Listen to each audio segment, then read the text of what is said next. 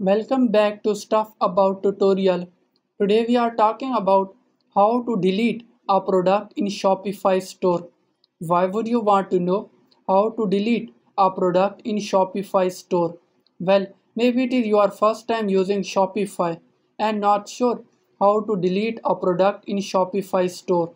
So today I am going to show you how to delete a product in Shopify store.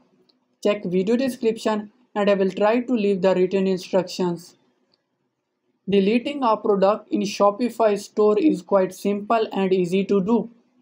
First of all, open any browser. Now write admin.shopify.com in search bar. Now here in left corner, you are seeing different options. Click on products. Now here are all of your products in Shopify store. Select a product you want to delete. Now here in bottom, you are seeing different buttons. Click on three dots. Now click on delete product. The product will be deleted. There you go. If you wanted to know how to delete a product in Shopify store, that is the easiest way I know how.